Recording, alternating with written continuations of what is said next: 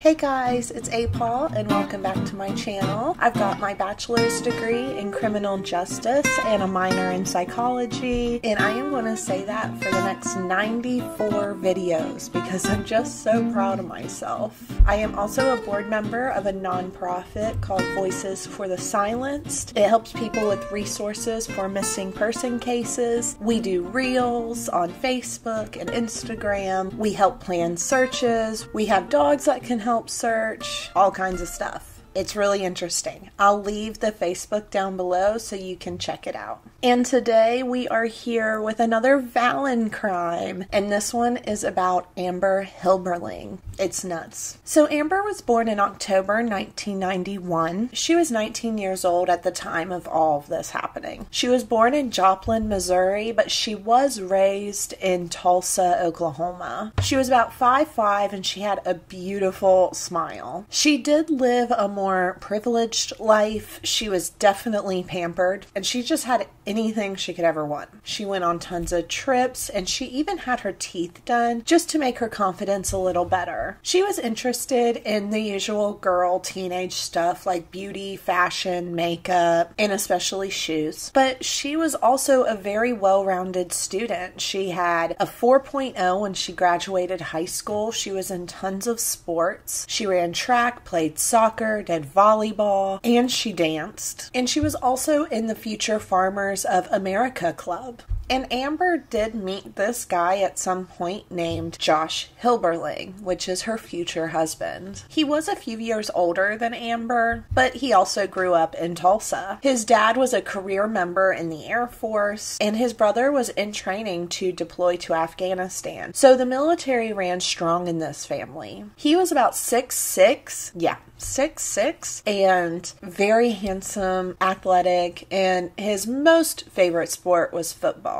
He was very smart, but he did party quite a bit in high school, but he ended up joining the Air Force, which of course he had to slow down on. They did get together at the beginning of 2010 and just seemed like the perfect couple. But by September 7th, they were married. So they were moving very fast. And Josh's brother, we mentioned earlier, Zach, was his best man at this wedding. But Josh was getting sent to another base that was not in Tulsa. And the only way Amber could move with him was if they were married. And their wedding was a fairy tale. She looked just like a Disney princess. She had a tiara and everything. She was gorgeous during this wedding. And they did end up moving to Fairbanks, Alaska. Amber tried to set up like a housekeeping business in this city, and she did get a few clients, but it didn't really seem like it took off too well. And things in the relationship definitely took a turn for the worst. They started fighting all the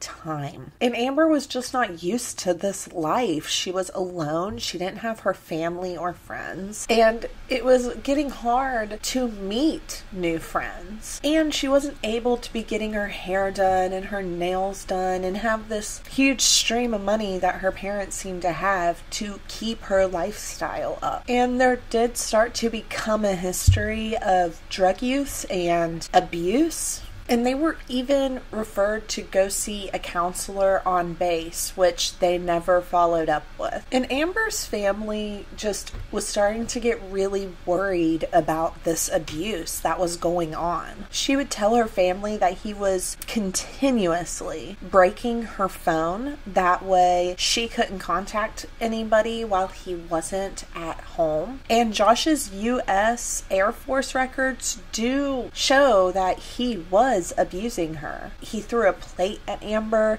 He tried to pop one of her breast implants, and the Air Force did end up discharging him because of these records. But Josh's family was also worried about him being abused. There was a history of violence against Josh too. Josh had even told his dad at some point that Amber was abusive, but his dad honestly thought they were abusing each other other. But Zach never truly trusted Amber. He felt that she jumped so quick to move because she was hiding from something, or just scared he was going to find out who she truly was. And Zach did say that she was not only physically abusive, but pretty emotionally abusive too.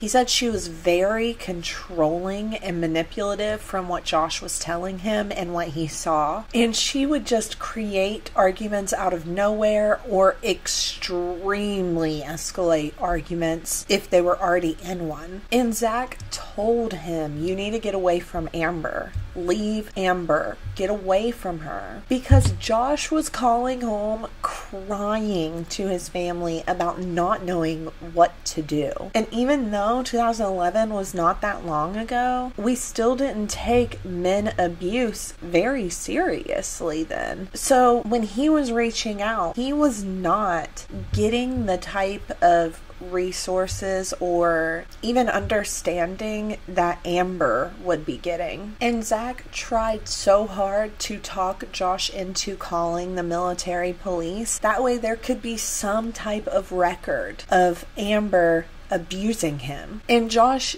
did get to the point of filing a protection order against Amber because she had thrown a lamp at him and he had to get stitches and staples from it. Also, she had pushed him down a flight of stairs and then had texted him saying, "Good, I hope it hurt," while he was in the hospital. And he claimed that she was developing a drug addiction. And Josh did end up getting discharged from the military within 9 months of enrolling due to all this abuse and crazy stuff that was happening in their lives. So they ended up moving back to Tulsa with Amber's family. And Amber was very vocal about the fact that he was getting addicted to drugs and drinking a lot. And Amber was vocal about him getting addicted to pills and drinking a lot. And she swore that was what was causing all the fights. But all this fighting was making her mom be like, okay, you guys have got to get out. At this point, Amber was pregnant with their son, so it was time for them to live on their own, but, you know, in the city for people to be able to help them. So they ended up getting an apartment at University Club Tower. The apartment was 2509 in a skyrise building that had been there for over 50 years. They were on the 25th floor, and their neighbors said they could constantly hear them fighting. But Josh was getting ready to leave Amber. He was packing his stuff up. He was done, and he knew he needed to get out. And on June 7th, 2011, he had called his dad to ask him to come get him. He was over it. He was moving out. They were officially getting a divorce and going to be done with each other. But his dad couldn't leave work early, so Josh was trying to wait until his dad was off work. But Josh was adamant at the fact that he wanted a divorce and he wanted custody of his unborn child. And Josh's bags were next to the front door of his belongings. There was clothing, CDs, and personal papers in these bags, so he definitely was trying to leave. And when Josh called his dad, he was explaining to his dad that, Amber will not quit doing drugs while pregnant. She was also doing these pills that he was accused of. And that is why he wanted custody of his child and wanted a divorce, because to him, you can't be doing that with my child inside your belly. And earlier they had to call the landlord to replace one of their windows because during one of their fights, they had thrown a laundry basket and it hit the window and cracked it. So this day, a maintenance man was coming to fix it. Josh did ask, can I just pay for this myself? It's really not a big deal. I'll get it fixed. But the maintenance man explained that it's actually illegal for us to let you fix it yourself. But the maintenance man says when he got there, he could feel the tension in the air. He could tell that they were not happy with each other and that Amber was very angry. But he had just tried to mind his own business. He was just there to fix the window. He didn't need to know what was going on with that. But while he was fixing the window, he did hear just really loud, like running, stomping, if that makes sense, and then a huge crash. So he looked out the window he was fixing, and he just sees Josh just free falling for about 3 to 4 seconds until his body smashed against the parking garage. So then the neighbors are starting to call 911 and stating there's this man free falling from his apartment. Most of them said that he was face first. Some of them said he jumped. Some of them said he just fell out. Nobody was really sure how in the world Josh came out of this window. But most neighbors did say they heard this running, stomping, and then a huge crash. And they did say after the crash, they started hearing Amber screaming, "No, no, no, no, no, no." And when Amber was asked what happened, she's claiming that they were in a fight. Amber was yelling at Josh and calling him a coward, and he went to grab like her upper arm, and she pushed him like as hard as she could to get him off of her. And he lost his footing and tripped over like these candlesticks that they had, these tall candlesticks, and he fell out the window. But she was claiming he fell backwards out the window for 17 stories. He did fall at about 75 miles per hour, which means he did end up dying instantly when he hit the pavement, because at that rate, unfortunately, your organs explode. So after this happens and this maintenance man is like hearing Amber freaking out,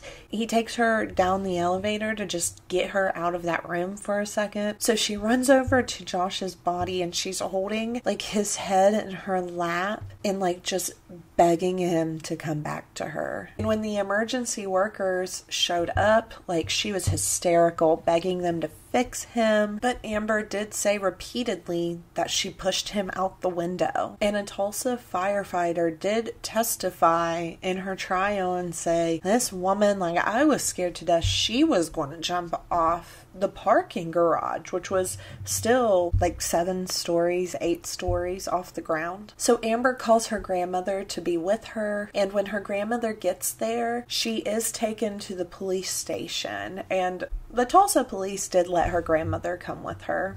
But in the back of this police car, she's explaining that she pushed him and he fell out the window. So they bring her to the station and put her in a room, like an interrogation type room, and let her sit there with her grandma for a little bit to kind of like calm down before they come in. And the police officer sitting there realizing that this girl and this grandma are talking in there. And so he hits record. I shouldn't be here. Josh is dead. And I'm here. I didn't just lose my husband. Jeannie and Patrick lost their son. Zach lost his brother. His grandma. His poor grandma's gonna have a heart attack. When she finds out that her little Josh is gone. All I kept seeing, like, I just held his broken body. He's in better. Listen to me. He's in God's. He's gonna be fine. Amber. He's in God's hands right now. He's not supposed to be No, there. he's not supposed to be, but he's in God's hands. This isn't fair. When they come in and they ask you, say, I don't want to say nothing to my tourniquets. Do you understand? The detective's at the scene still, okay? There'll be one clearing a little bit, and they'll come down here and talk to you.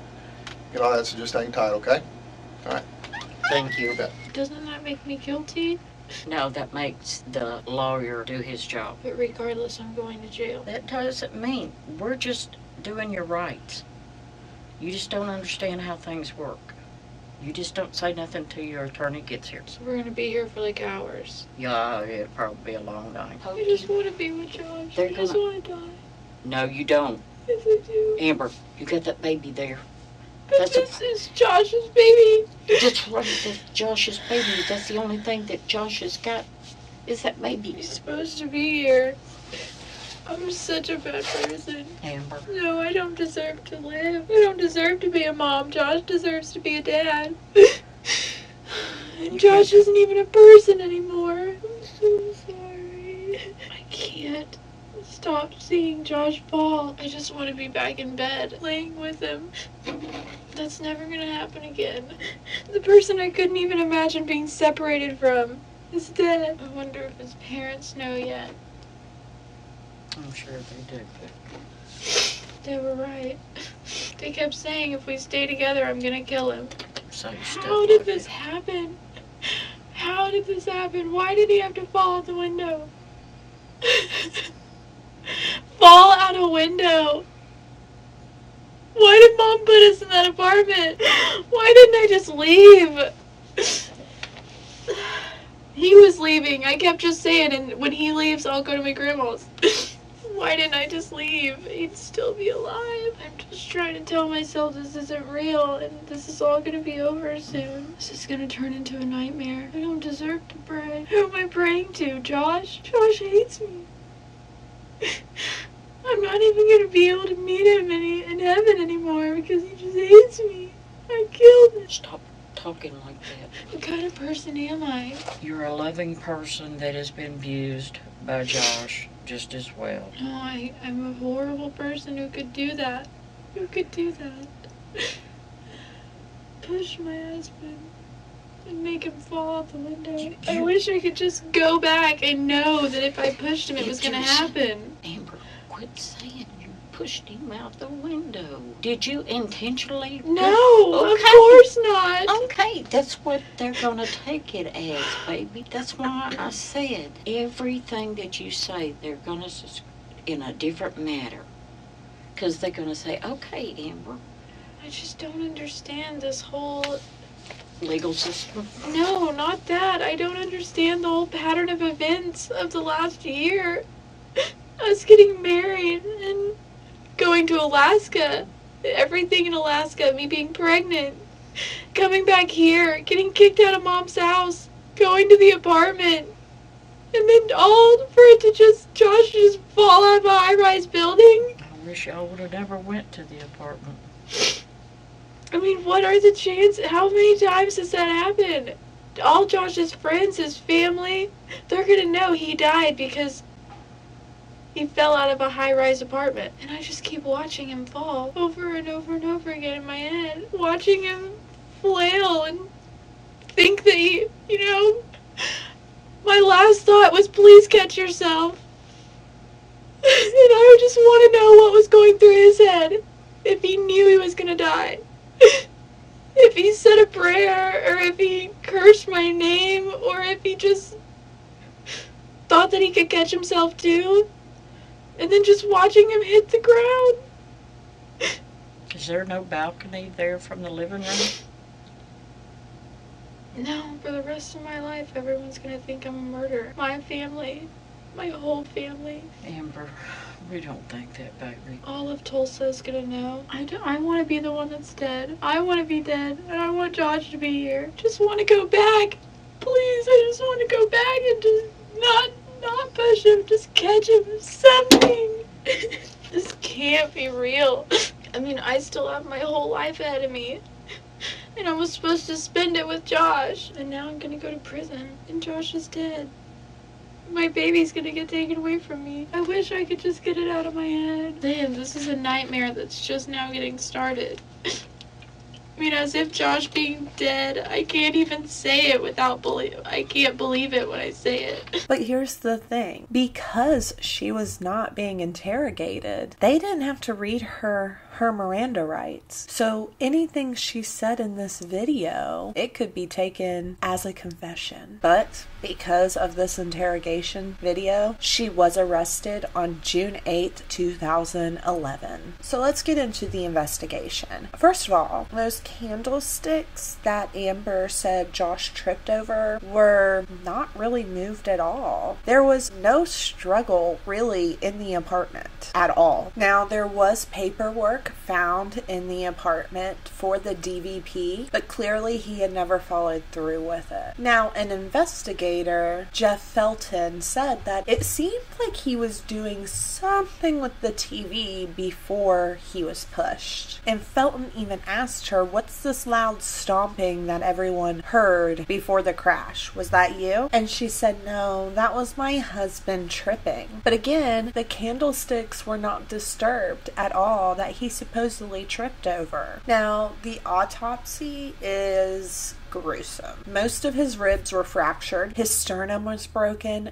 Both legs were broken in multiple places. Both arms were broken and his pelvis was broken. He had massive internal injuries. But there was no drugs found in Josh's system. So this whole narrative that they were using drugs together all the time, he had none in his system. So who knows? Amber was released on bond after her arrest. And this is when she gave birth to her child, because remember, she's pregnant through all this. But there were some conditions to her being released. She had a curfew. She had to stay at either her mother or grandmother's house. She had to wear an ankle bracelet. And she had to be subjected to drug tests and breathalyzers anytime they felt like it. And well, this was revoked 6 months later. She broke curfew quite often, and she would always call her parole officer and try to change up where she was allowed to be, like 10 minutes before curfew, or even like right at time of curfew. She failed 2 drug tests for marijuana. In some of the drug tests, she had diluted the pee so bad they couldn't even get a reading. And she had neglected to charge her ankle monitor over 10 times. So clearly she did not take being released on bond seriously at all. So she was taken to the Tulsa County Jail until her trial. And at this time she had told 2 inmates about killing Josh. One of them that she stated she killed the bastard, but the second one, she was even laughing about killing him. She was given a 5-year plea deal, but she rejected it, saying she would never admit to murdering Josh. And then she was offered a 7-year plea deal, but she refused that one too. But something that will hinder her is her lawyer, Jason Elias, had never tried a criminal case before. This was his first one. And her family really tried to convince her to fire him because they just did not think he was going to do a good job. But she said she didn't have the heart to do that. She didn't want to hurt his feelings. So let's get into the trial. She did claim self-defense, but they used the interrogation room video as pretty much key evidence to prove she was guilty. There was no sign of struggle in the apartment at all, so it didn't really seem like he was grabbing her and she was trying to push him off, and that he stumbled over stuff and that's how he fell out the window. That didn't seem like it was accurate. On March 18th, she was found guilty of second-degree murder. And on April 23rd, she was sentenced to 25 years in prison, a $10,000 fine, and she was ordered to pay for all of Josh's funeral expenses. She could have had 5 years in prison. She could have had 7 years in prison, but now she's going to have 25 years in prison. And it only took the jury 3 hours to find her guilty. She tried to appeal the case, but it was denied. And Amber did do quite a few interviews while she was in prison, and she said that she was a good wife. She was not a violent person, and she knew that their relationship was feisty, but she really thought they were going to have a happy ending. And she is convinced that if they would have met later in life when they were a little bit more mature and not so selfish, that it really probably would have worked out. She has stated she still does not know what happened that day, and that she barely even remembers the interrogation room footage. But she did open up to having a girlfriend named Patricia in prison, and this woman did make her seem fairly happy. I mean, as happy as you can be in prison, right? And she had been with her for 2 years at the time of, I think, the Dateline interview, and said she was able to be emotional about things with her, and that she was able to talk about her case with her, like she felt comfortable to do so. And while Amber was in prison, she did seem to have a lot of friends. There were also ones that didn't like her because she seemed kind of snooty and just, I mean, she lived a pampered lifestyle, so she liked fancy things. She always had money on her books, and she got visits all the time, so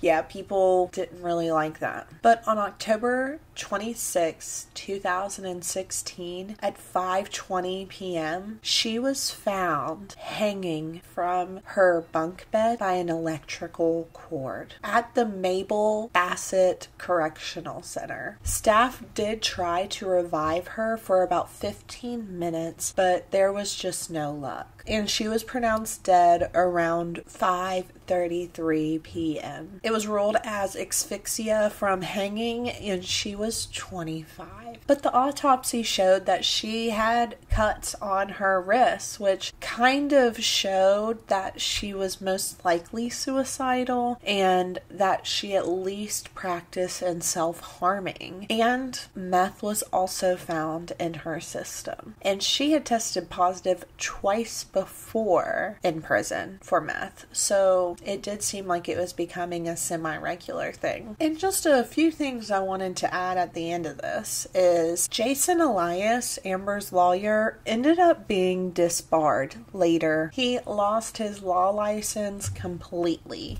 They claim that he accepted $1.4 million in gifts from this elderly woman. That was his client. And he also had an additional charge for letting a minor drink at his house and then trying to sexually assault her. He climbed on top of this 16-year-old girl while she was asleep and tried to kiss her several times. So he's a total piece of shit.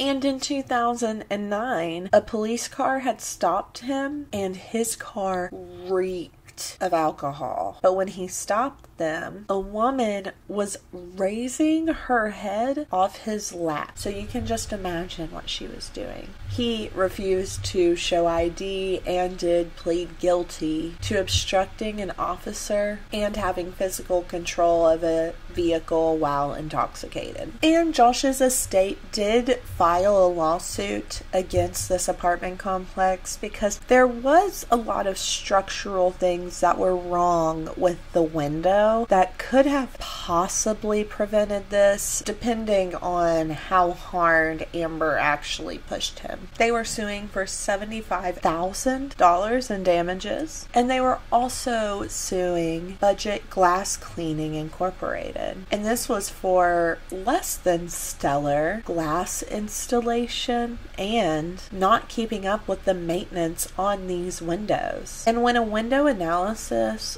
looked into this, first of all, this was the same exact glass from over 50 years ago put in this building. And glass does get more fragile every year. And the apartment complex used unsafe windows. It wasn't the laminated or tempered glass, and the ceiling around it had been deteriorating over time. And when they looked into it, the glass was as thin as a picture frame glass. And this goes along with Amber saying that when he hit that glass, it wasn't even like it was there. And it only sounded like a small bowl breaking. But Josh's family does say that when they got that call from the police, that they knew that Josh had died. That unfortunately, he was not going to get away from Amber. And Amber's family do not think she killed herself in prison either. It didn't seem her type of character, and they believe that the criminal justice system failed Amber miserably and did not take her abuse into consideration enough. But that's all I have for you guys on Amber Hilberling. What a crazy case, because honestly, in situations where